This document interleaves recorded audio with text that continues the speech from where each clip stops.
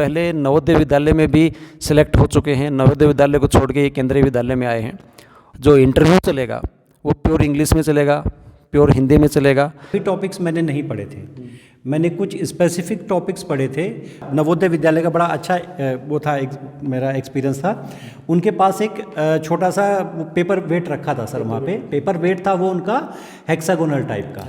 हाँ, तो उन्होंने जो थे वहाँ पे टीचर जो सब्जेक्ट एक्सपर्ट थे, उन्होंने तुरंत उसको उठाया और मुझे दिया, बोले आप इसको कैसे यूज़ कर सकते हैं।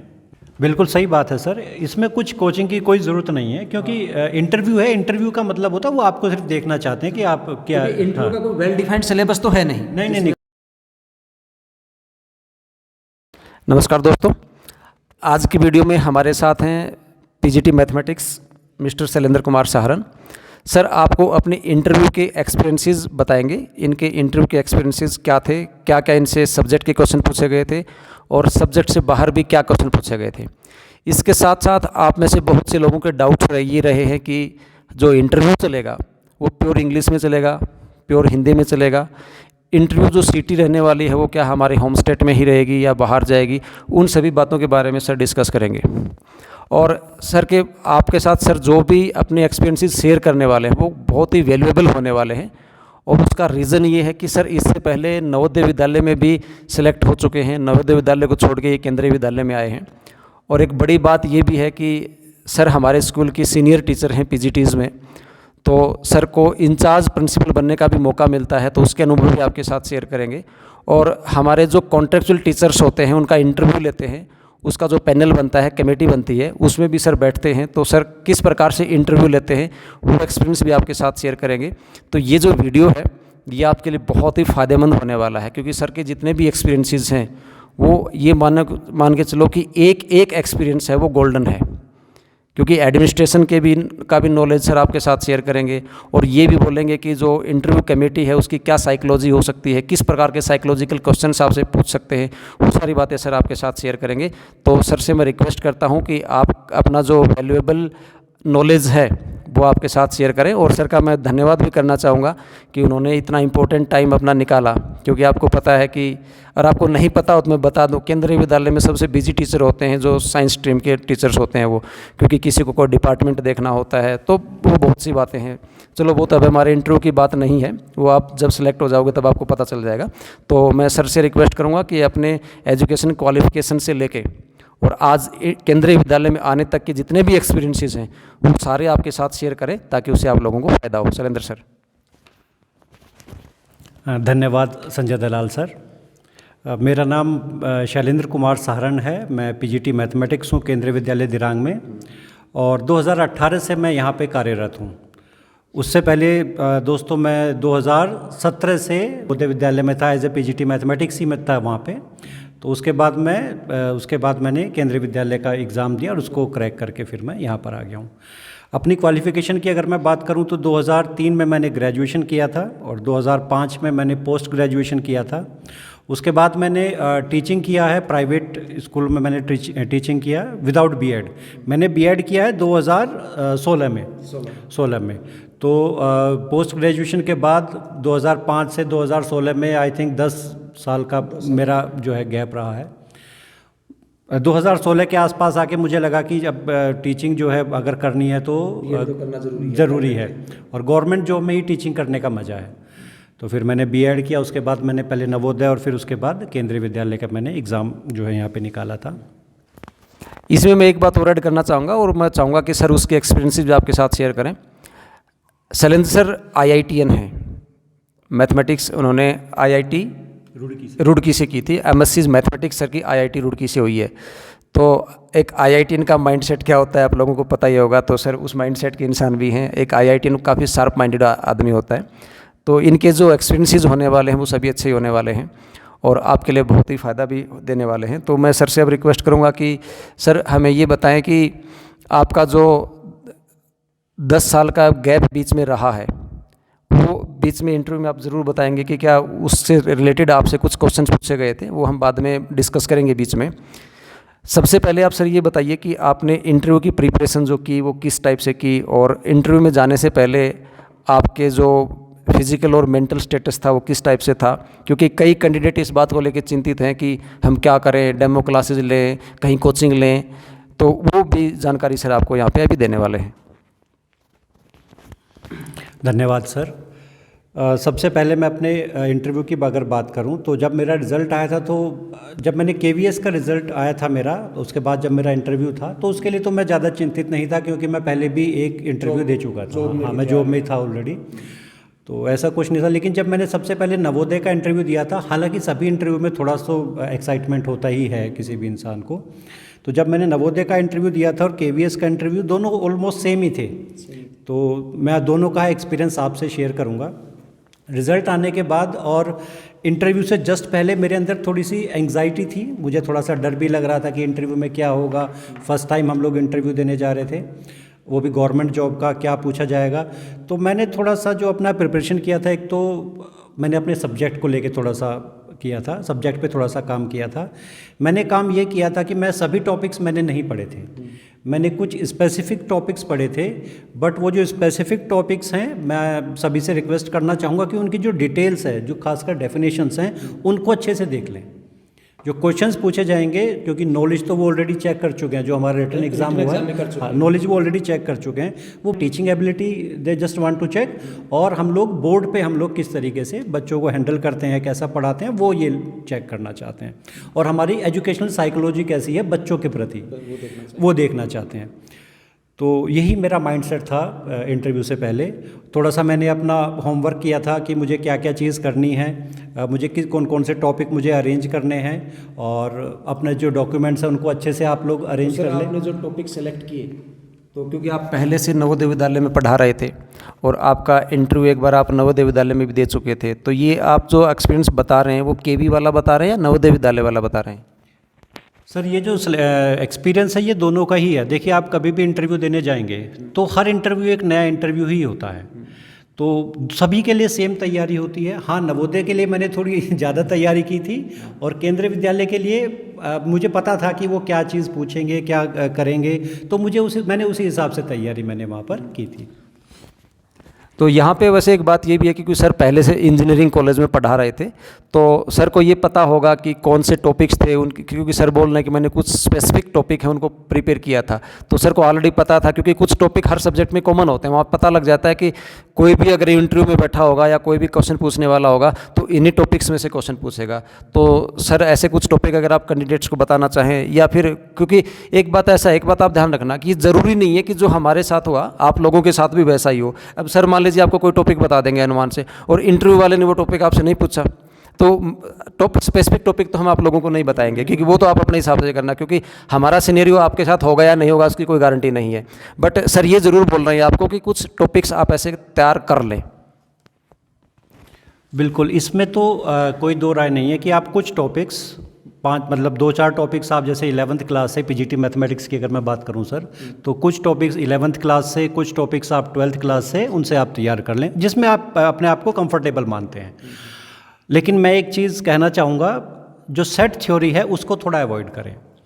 सेट थ्योरी जो 11th क्लास का है उसको थोड़ा अवॉइड करें। मैं बीच में जब हम लोग डिस्कस करेंगे कि क्या क्या हुआ, तो मैं आप लोगों को बताऊँगा क्यों अवॉइड करें उसको। तो मैं बताता हूँ, शेयर करता हूँ अपना एक्सपीरियंस क्या क्या हुआ मेरे साथ इंटरव्यू में। सबसे पहले तो जो ड्रेस मैंने चूज़ की थी ना, वो नई ड्रेस कभी ना चूज़ करें। मैंने भी यही किया था कि जो हाँ पुरानी ड्रेस ही, और कंफर्टेबल, मैं बिल्कुल पैंट शर्ट पहन के गया था। ऐसा ना हो कि आप इंटरव्यू के लिए स्पेशल कोई ड्रेस खरीद रहे हो, ऐसा नहीं होना चाहिए, बिल्कुल नई ड्रेस नहीं होनी चाहिए। बिल्कुल, उसमें थोड़ा सा आदमी अनकंफर्टेबल सा रहता है। तो मैंने तो बिल्कुल एक से बस पैंट शर्ट और शूज़, फॉर्मल ड्रेस होनी चाहिए हमारी। टाई वगैरह की कोई ज़रूरत नहीं है, अगर आप पहनते हैं तो अच्छी बात है, टाई और कोट। प्रेजेंटली अभी फ़िलहाल में जो इंटरव्यू होगा तो गर्मी के टाइम में होगा, तो टाई को तो अवॉइड कर सकते हैं, कोई दिक्कत नहीं। आप बस मेन बात ये रखनी है कि जो भी ड्रेस वो देखें वो साफ़ सुथरी हो, अच्छे से प्रेस किया हुआ हो, और आपकी ड्रेस को देख के सामने वाले को शालीनता नज़र आना चाहिए कि हाँ शालीन पर्सन है ऐसा। उसमें कोई ऐसे फंकी टाइप भड़काऊ कोई चटक कलर नहीं हो, आप सिंपल कलर यूज़ के जो कम्बिनेशन है वो आप यूज़ कर सकते हैं। बिल्कुल सर, बिल्कुल। तो ड्रेस में तो यही ध्यान रखें, शूज़ हमारे फॉर्मल हों, बाकी इसमें ज़्यादा कुछ नहीं है। और दूसरी बात यह है कि आप अपने आप को थोड़ा सा कूल बना के रखें, मतलब ज़्यादा परेशान होने की ज़रूरत नहीं है, हड़बड़ाहट हाँ, होने के चांसेस ज़्यादा। बिल्कुल। हड़बड़ाने की ज़रूरत नहीं है, क्योंकि इट इज़ जस्ट एक एग्ज़ाम है, ये जस्ट एक इंटरव्यू है। वो सिर्फ आपसे ये जानना चाहेंगे कि आप जो है पढ़ाते कैसे हैं, बच्चों को किस तरीके से ट्रीट करते हैं, बाकी और कुछ नहीं है। नॉलेज आप लोग की वो ऑलरेडी चेक कर चुके हैं। तो इंटरव्यू में, क्योंकि जैसे सर ने बोला, नॉलेज तो आपकी चेक करने वाले नहीं है, क्योंकि ऑलरेडी रिटन एग्जाम आप दे चुके हो। अब हम सर से ये पूछना चाहेंगे कि जब सर रूम के अंदर एंटर हुए और एंटर होने के बाद जो अंदर का सिनेरियो था, रूम का माहौल था, वो कैसा था? इंटरव्यू पैनल में कितने लोग थे और किस प्रकार से इनकी एंट्री हुई, और एंट्री करने के बाद सर से जो पहला क्वेश्चन पूछा गया था वो क्या था, और उसके बाद आगे का जो इंटरव्यू रहा है सर का, उसकी रूपरेखा कैसी रही है? तो सर के से मैं अनुरोध करूंगा कि वो दोनों एक्सपीरियंस बताएं, कि मेरा एनवीएस में मैं गया तो मेरे साथ ऐसे हुआ था और केवीएस में मेरे साथ ऐसे हुआ था। दोनों का सर सेपरेटली है, पहले एनवीएस का फिर केवीएस का, दोनों के साथ साथ बताएं। ठीक है। तो जब मैंने एंट्री किया उसके अंदर, तो हमारे जो कमेटी, नवोदय में जो कमेटी मेंबर्स थे, 5 कमेटी मेंबर्स थे नवोदय में। उसमें एक प्रिंसिपल थे और एक शायद असिस्टेंट कमिश्नर थे, 2 सब्जेक्ट एक्सपर्ट थे और एक एजुकेशनल जो साइकोलॉजिस्ट थे वो थे वहाँ पर। तो उसके बाद सबसे पहले आती तो मैंने उनको विश किया, और उसके बाद उन्होंने बैठने को कहा, और उसके बाद उन्होंने इंट्रोडक्शन देने को कहा। तो मैंने अपना इंट्रोडक्शन दिया उनको। अच्छा, इंट्रोडक्शन में ऐसा कोई ज़रूरी नहीं है कि आप हिंदी में ही देना है या इंग्लिश में भी देना है, तो मैंने तो बाइलिंगुअल दिया था सर वहाँ पे। हाँ, और इंट्रोडक्शन में मैंने सिर्फ क्या बताया था, अपना नाम, अपनी क्वालिफ़िकेशन बताई थी, और मैं कहाँ का रहने वाला हूँ। ज़्यादा डिटेल्ड नहीं देने की ज़रूरत है, क्योंकि वो ऑलरेडी हमारा बायोडाटा उनके पास रखा हुआ है। और ये तो था मेरा नवोदय का एक्सपीरियंस। और केंद्रीय विद्यालय की अगर बात करूं, तो जब मैंने उसमें एंट्री किया था, तो उसमें 6 लोग थे वहाँ पर। एक असिस्टेंट कमिश्नर थे, एक प्रिंसिपल थे वहाँ पर, 2 सब्जेक्ट एक्सपर्ट थे, और 2 ही वहाँ पर ये आपका एजुकेशनल साइकोलॉजिस्ट थे। तो उन्होंने भी सेम सबसे पहले मुझसे यही कहा था कि आप जो है अपना इंट्रोडक्शन दीजिए। और इंट्रोडक्शन के बाद उन्होंने फिर मुझे बोला कि आप थोड़ा सा रिलैक्स हो जाइए, क्योंकि शायद उनको लगा होगा मेरे फेस एक्सप्रेशन से कि थोड़ा सा मैं हड़बड़ा रहा हूँ, तो एक बोला उन्होंने। तो मतलब वो जो लोग हैं इंटरव्यू पैनल में बैठे हैं, वो माहौल को फ्रेंडली बनाने की कोशिश करते हैं। वो मतलब उनको पता होता है कि कैंडिडेट के ऊपर थोड़ा प्रेशर होगा, तो हो सकता है आपके साथ कोई मजाकिया व्यवहार भी ऐसा कर दे, तो वो आपको डराने की कोशिश नहीं करेंगे। तो वो डर आपको दिमाग से निकाल देना है, क्योंकि वो जो लोग हैं ना, सबसे पहले आपको कंफर्ट होने के लिए ही बोलते हैं, आप आराम से बैठिए। अगर आप पानी पीना चाहो तो वहाँ पे बोतल भी रखी होती है, तो आप पानी भी पी सकते हैं, है ना। तो वो कोई समस्या नहीं है, तो उसमें आप डरने की ज़रूरत नहीं है। एक जो मुख्य बात है वो यही है कि आपको कॉन्फिडेंट रहना है, अपने आप के ऊपर भरोसा रखना है कि हाँ, मैं जो भी आंसर दूंगा या मेरे साथ जो कुछ भी होगा वो अच्छा होगा। बिल्कुल सर, बिल्कुल। तो सबसे पहले तो आप वहाँ पे रिलैक्स हो जाइए। अच्छा, उसके बाद जब मेरा मेन इंटरव्यू स्टार्ट हुआ, तो मेन इंटरव्यू स्टार्ट होते ही तो सबसे पहले जो हमारे प्रिंसिपल साहब और जो असिस्टेंट कमिश्नर सर थे, उन्होंने सबसे पहला मुझसे यही क्वेश्चन पूछा था कि आपकी जो एजुकेशन में वो इतना गैप है। हाँ, क्योंकि वो मैं सोच रहा था स्टार्टिंग में जब आपने बोला ना, क्योंकि ऐसा क्वेश्चन मेरे से भी उन्होंने पूछा था कि जब मेरा जो पीजीटी फिजिक्स का इंटरव्यू हुआ था, तो हालांकि मेरी एजुकेशन में कोई गैप नहीं था, बट मेरी एजुकेशन में क्या था सर, मेरी जो यूनिवर्सिटी थी ना, वो स्विच की थी मैंने मेरा जो ग्रेजुएशन किया वो एमडीयू से किया मैंने, और मेरा जो पोस्ट ग्रेजुएशन था वो मैंने चेन्नई से किया।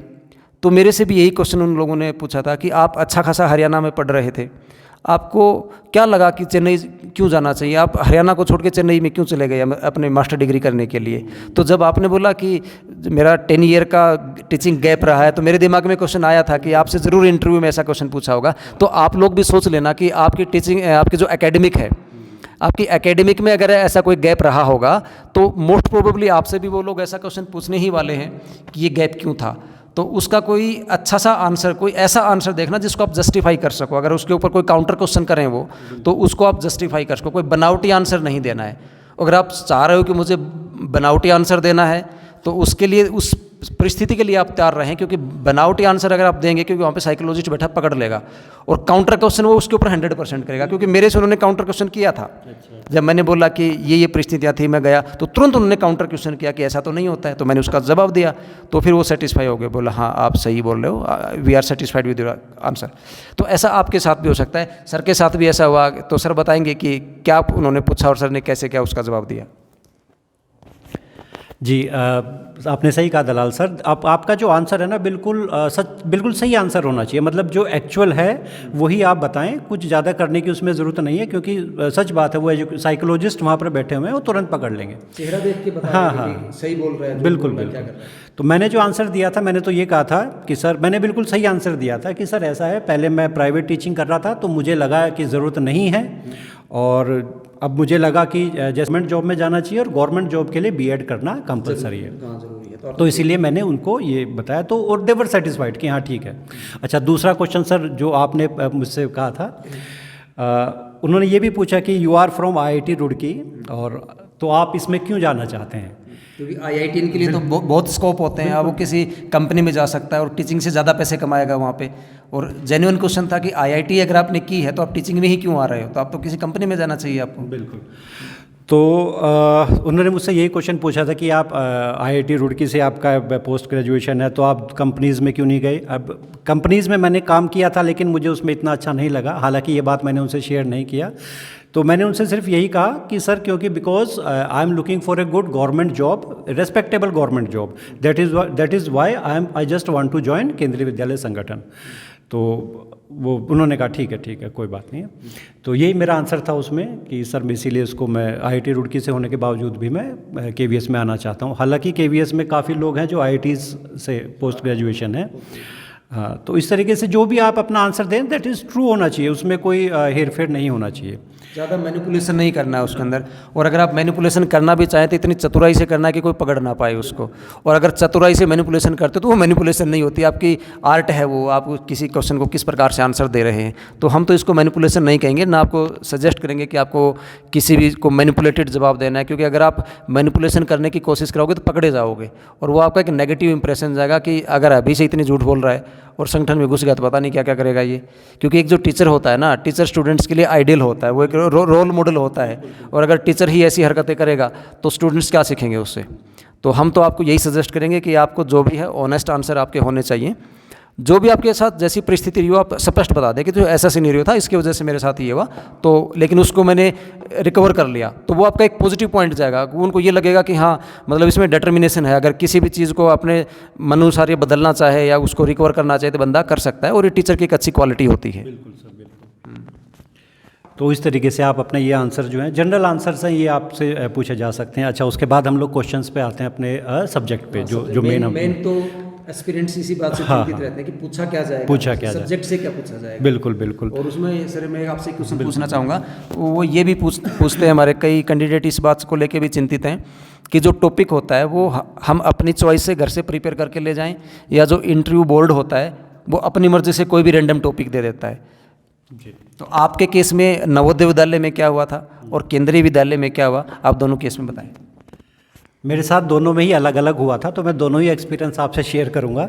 अच्छा, सबसे पहले तो जो 11th और 12th का सिलेबस है उसको आप एक बार अच्छे से देख लें कि जो जैसे 11th का सिलेबस है उसमें कितने चैप्टर्स हैं, 11th में कितने। मेरे से ये क्वेश्चन पूछा गया था केंद्रीय विद्यालय में 11th क्लास में जो आपने पढ़ी है, क्योंकि जब पढ़ी तो है ये, जब तैयारी की है तो पढ़ी तो है हमने, तो उसमें कितने चैप्टर्स हैं, और 12th क्लास में कितने चैप्टर्स हैं। हाँ सर, इसमें मैं एक बात ऐड करना चाहूँगा। आप एक बात ध्यान रखना, जैसे सर चैप्टर्स की बात कर रहे हैं ना, तो एक बात ध्यान रखना कि नॉर्मली क्या होते हैं, अगर आप प्राइवेट कोचिंग में हैं या प्राइवेट स्कूल में पढ़ा रहे हैं तो वहाँ पे आप एनसीईआरटी को नहीं पढ़ाते, आप कोई प्राइवेट पब्लिकेशन पढ़ाते हैं। और प्राइवेट पब्लिकेशन वाले क्या करते हैं, वो यूनिट में पूरे सिलेबस को डिवाइड करते हैं, चैप्टर्स में नहीं करते।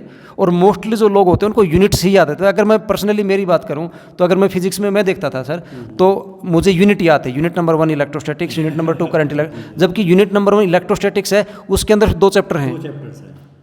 तो वो जो चैप्टर्स हैं वो आपको ध्यान रखना है। आपको एनसीईआरटी का सिलेबस है ना, वो ध्यान रखना है। प्राइवेट पब्लिकेशन के अंदर क्या है उसको नहीं देखना। एनसीईआरटी सिलेबस में क्या चैप्टर्स हैं वो चैप्टर्स ध्यान रखने। जैसे सर बता रहे तो आपसे भी ऐसा क्वेश्चन पूछ सकते हैं। तो प्राइवेट पब्लिकेशन आपने पढ़ा है तो यूनिट्स की बजाय आप चैप्टर्स पे ध्यान दें और उनका नाम याद करके रखें और चैप्टर नंबर भी याद करके रखें। क्योंकि कई बार इंटरव्यू वाले क्या करते हैं, आपका ये देखने के लिए कि आप अपने सिलेबस के प्रति कितने अवेयर हैं, वो रैंडमली आपसे पूछ लेंगे, ठीक है क्लास 11 का चैप्टर नंबर 11 का नाम बताओ क्या है। आपने ये बात बिल्कुल अपेक्षा भी नहीं की होगी कि इतना माइनर सा क्वेश्चन मेरे से पूछ सकते हैं वो। तो उन्होंने मुझसे सबसे पहले तो यही पूछा था कि आपका जो है कितने चैप्टर्स हैं 11th में, कितने चैप्टर्स हैं 12th में। उसके बाद उन्होंने जो मुझसे क्वेश्चंस पूछे थे, ये पूछा था कि जैसे चैप्टर्स हैं हमारे 11th क्लास में जो चैप्टर्स हैं उसमें ऐसे कौन से चैप्टर्स हैं जिसमें आप कंफर्टेबल हो, जिसमें आप मतलब आपको अच्छे से आप प्रिपेयर करके आए हो। 12th क्लास में ऐसे कौन से चैप्टर्स जो आप प्रिपेयर करके आए हो। तो ये चीज़ भी ध्यान रखना कि आप कुछ चैप्टर्स ऐसे हों आपके जिनको आप कभी भी पढ़ाने के लिए या उसमें से कोई भी क्वेश्चंस बताने के लिए आप तैयार हो। जो मैंने जैसे जो नाम लिया था, एक तो सेट थ्योरी का मैंने नाम लिया था, डिफरेंशिएशन का मैंने नाम लिया था उसमें, और क्या नाम है, इंटीग्रेशन का नाम लिया था, वेक्टर्स का मैंने नाम लिया था। तो उन्होंने मुझसे बड़े सिंपल से क्वेश्चंस पूछे, जैसे डिफरेंशिएशन में आप फर्स्ट प्रिंसिपल मुझे हमें बताइए, फर्स्ट प्रिंसिपल थोड़ा सा इलेबोरेट करिए। तो मैंने फर्स्ट प्रिंसिपल वहाँ पे उनको बता दिया। सर ये जो क्वेश्चन आपसे पूछा कि फर्स्ट प्रिंसिपल वगैरह ये पूछा, तो ये आपसे क्या बोर्ड पे ले जाके पूछा है, वैसे बैठे बैठे कम्युनिकेशन हो रही थी? वैसे ही का कम्युनिकेशन मैंने पूछा उन्होंने, क्योंकि वो हमेशा कहीं ना कहीं से वो स्टार्ट करते हैं, कहीं ना कहीं से स्टार्ट करते हैं, स्टार्टिंग पॉइंट था।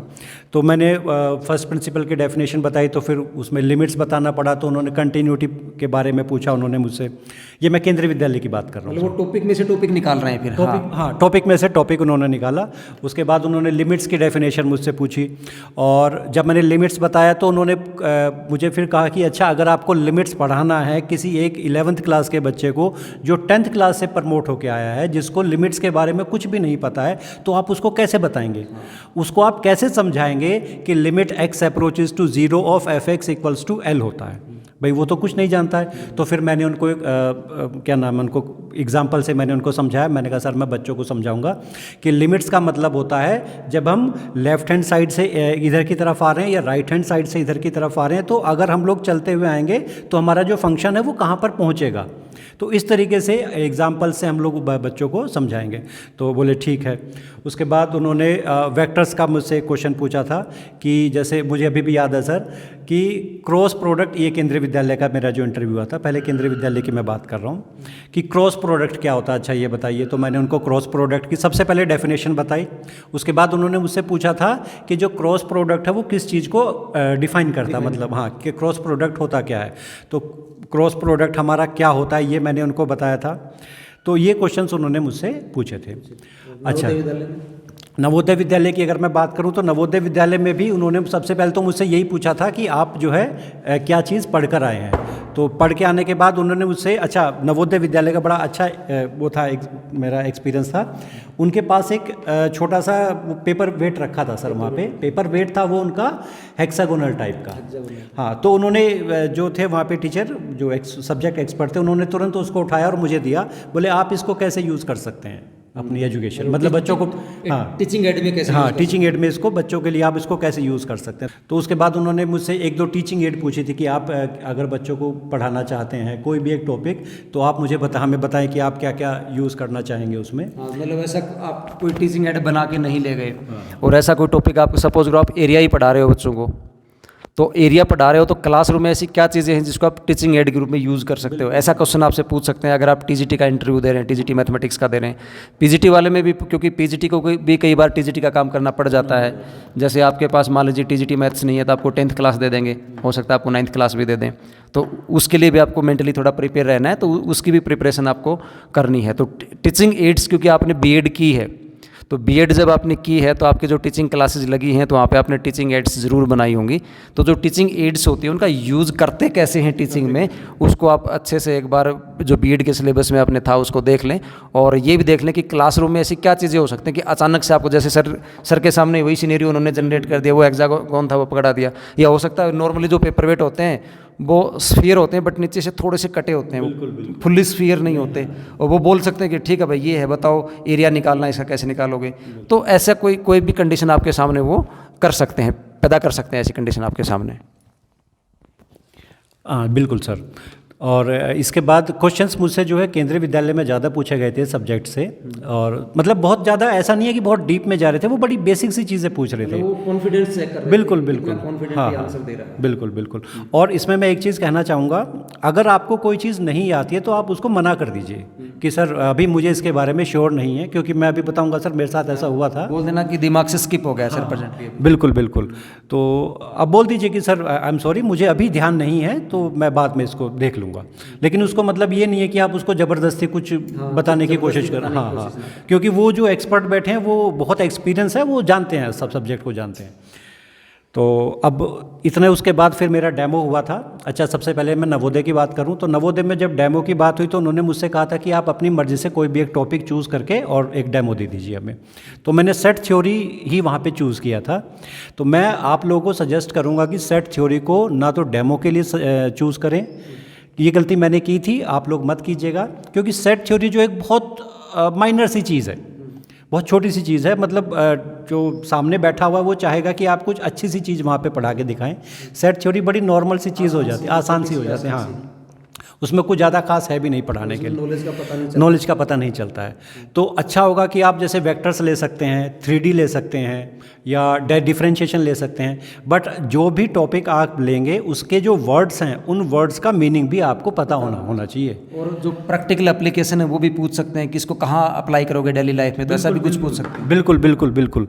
तो ये चीज़ आप ध्यान रखिएगा। तो मैंने जैसे मैं उसकी बात कर रहा हूँ नवोदय विद्यालय की, तो मैंने सेट थ्योरी चूज़ किया। तो सबसे पहले मैंने लिखा कि सेट की डेफिनेशन लिखी। तो सेट की डेफिनेशन मैंने जैसे ही लिखी तो उसमें एक वर्ड आता है, it is a well collection of well defined items. तो जैसे ही मैंने लिखा उन्होंने तुरंत मुझसे पूछा what do you mean by well defined. मैंने वेल डिफाइंड की उनको डेफिनेशन बता दी। तो उसके बाद उन्होंने उसी में से मुझसे काउंटर एग्जांपल की एक दो कि अच्छा वेल डिफाइंड ये होता है। फिर एक दो एग्जांपल उन्होंने मुझसे पूछे कि ये वेल डिफाइंड है या नहीं है। तो उसी के हिसाब से फिर मैंने उसको बताया। तो नवोदय में तो मेरा जो डेमो है वो 4 या 5 मिनट का ही चला था। अब मैं केंद्रीय विद्यालय की अगर बात करूं तो केंद्रीय विद्यालय में सर मेरे साथ यही हुआ था। उन्होंने मुझसे कहा कि अच्छा एक काम कीजिए, आप थोड़ा प्रोबेबिलिटी पे उन्होंने अपनी तरफ से मुझे अपनी तरफ से एक टॉपिक दिया कि आप जो है नवोदय विद्यालय वालों ने चॉइस दिया था, और केवी वालों ने चॉइस नहीं दिया। उन्होंने मुझसे कहा कि आप प्रोबेबिलिटी पे जो है एक डेमो दीजिए। बट प्रोबेबिलिटी जो है वो मेरा इतना अच्छा नहीं है मैं फ्रेंकली स्पीकिंग। तो मेरा अच्छा नहीं है तो मैंने उसको पढ़ाने की कोशिश नहीं की वहाँ पे, क्योंकि मुझे पता है कि अगर मैं इसमें घुसूंगा तो मैं फंस जाऊंगा। तो मैंने उनको साफ कहा कि sir I am sorry but probability मैंने अभी फ़िलहाल तैयार नहीं किया है। और ये कोई बुरी बात नहीं है, अच्छी बात है कि एज ए टीचर अगर आप प्रिपेयर्ड नहीं हो तो मत पढ़ाइए, फिर आप उसको जिस चीज़ के लिए आप प्रिपेयर हो वो कीजिए। तो उन्होंने फिर मुझसे पूछा कि आप जो है कौन सा टॉपिक तैयार करके आए हैं। तो मैंने इस बार सेट थ्योरी नहीं तैयार किया था, इस बार मैंने रिलेशन एंड फंक्शंस तैयार किया था। तो फिर मैंने रिलेशन एंड फंक्शंस के ऊपर अपना डेमो दिया था। तो रिलेशंस में सबसे पहले मैंने रिलेशंस की डेफिनेशन लिखी। तो डेफिनेशन लिखी तो उन्होंने मुझसे क्रॉस क्वेश्चन ही किए उसमें, वो जैसे वही सेम प्रोसीजर था कि ए क्रॉस बी क्या होता है, अच्छा कितने रिलेशंस हो सकते हैं मैक्सिमम। तो जो बेसिक नॉलेज है वो आप तैयार करके रखिए। हाँ, कि कितने रिलेशंस हमारे मैक्सिमम हो सकते हैं, कितने मिनिमम रिलेशंस हो सकते हैं, ये सब उन्होंने मुझसे पूछा। और डेमो के बाद उन्होंने मुझे फिर बैठने के लिए बोला वापस, और इसके बाद हमारा जो है इंटरव्यू ख़त्म हो गया। मेरे ख्याल से मेरा जो इंटरव्यू है वो 15 से 20 मिनट, दोनों नवोदय में भी और केंद्रीय विद्यालय में भी 15 से 20 मिनट हमारा चला था।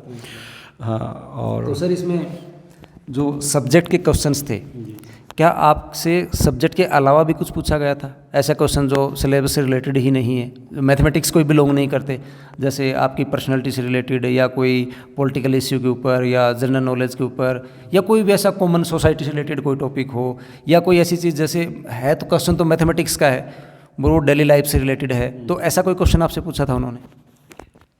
जी सर, क्या नवोदय में पूछा गया था मुझसे ऐसा क्वेश्चन। ये पॉलिटिकल से तो नहीं था, लेकिन थोड़ा सा बच्चों से ही था कि जो एजुकेशनल साइकोलॉजिस्ट थे उन्होंने मुझसे पूछा था ये कि बच्चे अगर आपकी क्लास में आप पढ़ा रहे हैं और बच्चे शैतानी कर रहे हैं, आप जो आप पढ़ा रहे हैं वो उसको नहीं पढ़ रहे हैं, तो आप क्या करेंगे, क्या करेंगे? तो उसका बड़ा सीधा सा आंसर है। तो मैंने तो उनसे ही कहा था कि मैम, वो मैडम थी वहाँ पर, कि मैम मैं तो फ़िलहाल यहाँ पे रुक जाऊँगा और बच्चों से सबसे पहले तो ये जानने की कोशिश करूँगा प्रॉब्लम क्या है, क्या वो मैं उनको समझा नहीं पा रहा हूँ।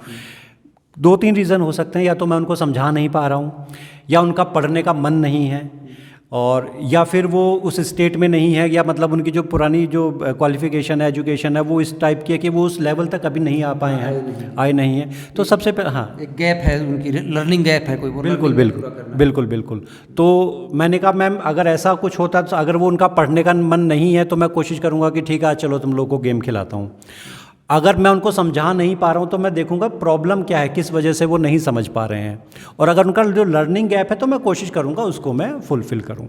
तो यही मैंने कहा कि मैम यही 2-3 रीज़न मेरे हिसाब से हो सकते हैं। तो इसमें मोस्ट प्रोबेबल रीज़न तो लर्निंग गैप वाला ही हम देखते हैं क्लासेज में। बच्चे का लर्निंग गैप होता है, क्लास 9 से प्रमोट हो गया क्लास 10 में, क्लास 9 में वो अच्छे से पढ़ा नहीं, और क्लास 10 में जब आप बता रहे हो, कई बार तो ऐसे होता है कि बच्चे को अल्सीमस शेप नहीं आता, और आप क्लास 10 में ये मान के चलते हो कि क्लास 10 में बच्चा आया है तो ये चीज़ें तो उसको आ रही होंगी। आप लीनियर इक्वेशन पढ़ा रहे हो, क्वाड्रेटिक इक्वेशन पढ़ा रहे हो, आप वो उसके जो रूट्स निकालते हैं इक्वेशन के वो बता रहे हो, तो बच्चे को पता ही नहीं है एक्स क्या है, वेरिएबल क्या है, क्योंकि क्लास 10 में वेरिएबल वगैरह, 9 में वेरिएबल वगैरह के बारे में बताते हैं, और वो बच्चे ने पढ़ा नहीं, तो क्लास 10 में उसको कहाँ से इंटरेस्ट आएगा। तो उसका एक ये रीज़न भी हो सकता है। तो ऐसी चीज़ें आप देख लें, अगर आपका टीचिंग एक्सपीरियंस नहीं है तो। जिसको टीचिंग एक्सपीरियंस है उसको पता चलता है कि बच्चा क्यों नहीं पढ़ रहा, लेकिन जिसको नहीं है तो वो इन बातों पे ध्यान रखें। तो सर इसके अलावा कोई और ऐसा क्वेश्चन था?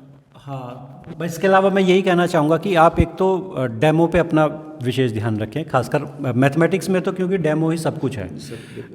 जो एक्स्ट्रा क्वेश्चंस है तो जो साइंस सब्जेक्ट है ना उसमें एक्स्ट्रा क्वेश्चंस तो बहुत कम पूछे जाते हैं। मेनली तो वो आपकी क्या है, एजुकेशनल साइकोलॉजी चेक करना चाहते हैं कि आप मैथमेटिक्स या साइंस जो है बच्चों को ठीक से पढ़ा पाएंगे नहीं पढ़ा पाएंगे।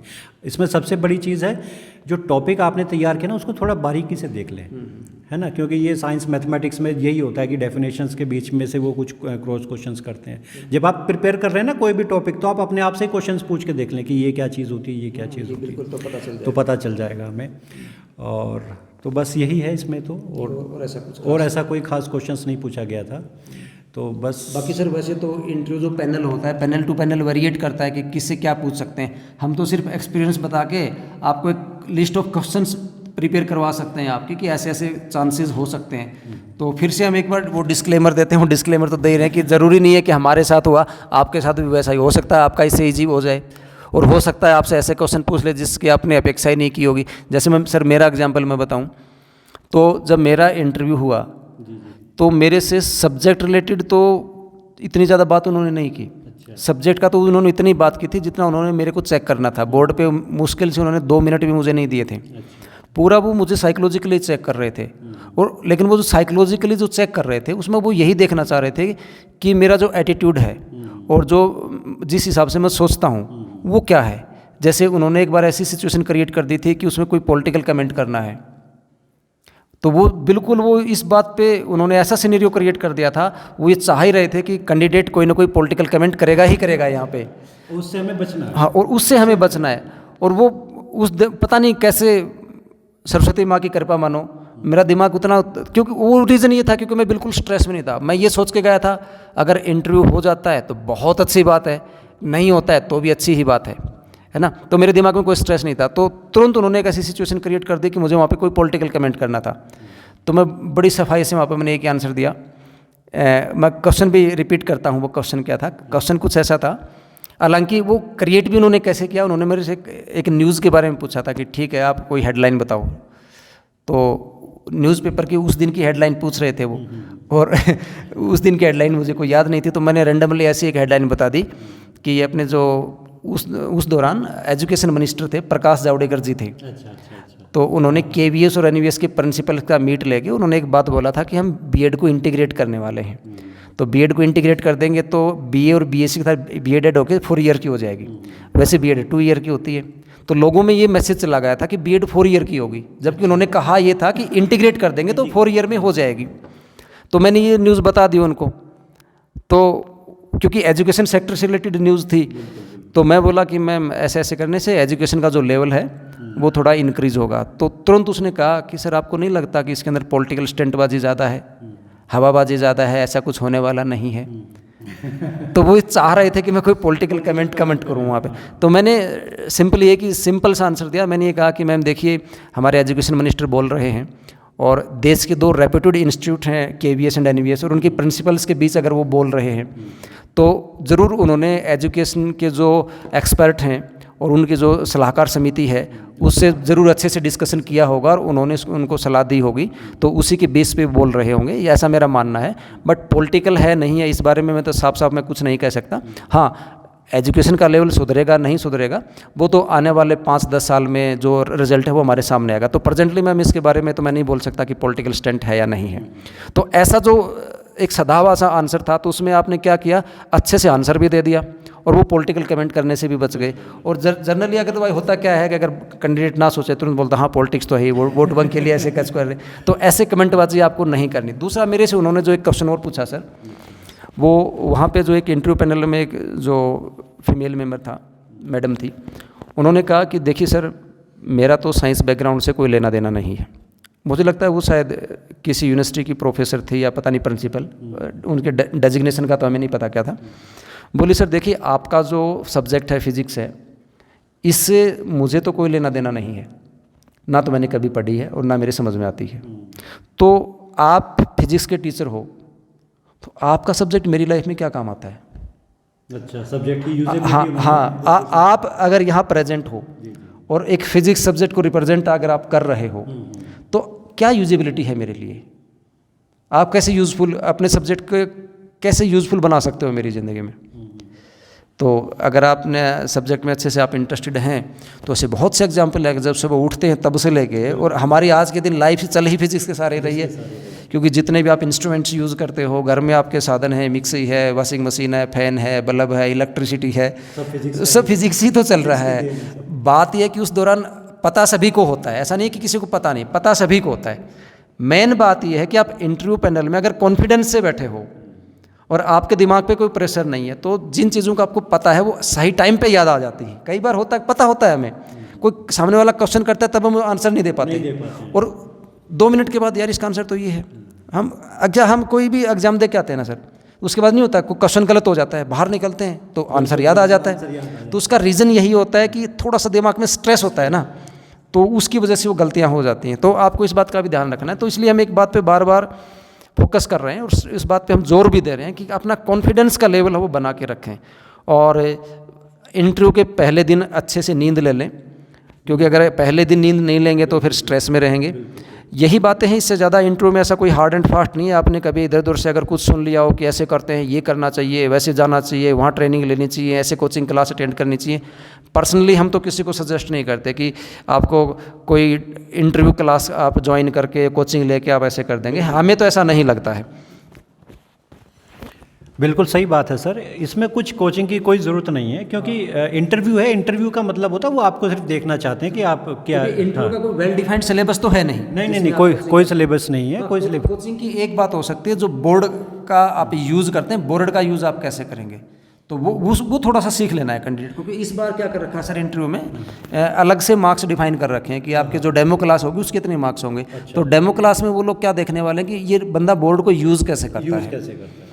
तो उसमें भी एक दिन हम लोग बैठ के, आज तो हम ऐसे बैठ के बात कर रहे हैं, हम सर और मैं जाके बोर्ड पे जाएंगे एक दिन और अपने अपने एक्सपीरियंसेस में बोर्ड पे शेयर करेंगे कि एक्चुअली हम बोर्ड को यूज़ कैसे करते हैं और इंटरव्यू में हमने बोर्ड को कैसे यूज़ किया था, क्लासरूम में हम बोर्ड कैसे यूज़ करते हैं। और अगर आप क्लासरूम में बोर्ड यूज़ देखना चाहते हो तो ये मेरा जो चैनल है इस पर फिजिक्स के बहुत से वीडियो डाल रखे हैं मैंने, तो वहाँ देख सकते हो, अलग से जाने की ज़रूरत भी नहीं है। आपको पता चल जाएगा कि खड़ा कैसे हो रहा हूँ, जब मैं लिख रहा हूँ तो बोल रहा हूँ, क्या बोल रहा हूँ, कैसे। लेकिन एक बात ध्यान रखना, क्योंकि जो वीडियो मैंने रिकॉर्ड किए हैं ये मैंने अकेले ने रिकॉर्ड किए, बच्चे नहीं थे। जब क्लास में होते हैं तो सिनेरियो बिल्कुल डिफरेंट होता है, ये एक डेमो टाइप में आप देख सकते हो, बट क्लासरूम का सिनेरियो ऐसा नहीं होता जैसे कि रिकॉर्डेड लेक्चर का होता है, क्योंकि सर वहाँ पे बच्चे होते हैं तो हम बच्चों से इंटरेक्ट करते हैं।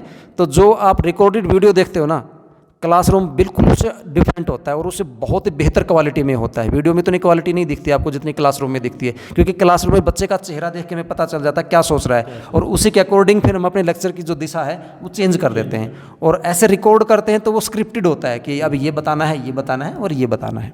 तो ये तो होगी इंटरव्यू के बारे में बात। अगर सर इसके अलावा भी अगर आप कोई सजेशन कैंडिडेट्स को देना चाहें तो दे दीजिएगा, क्योंकि आप तो इंटरव्यू भी लेते हैं, तो कैसे कैसे क्वेश्चन, संभावित क्वेश्चन क्या हो सकते हैं, तो वो आप बता दीजिएगा।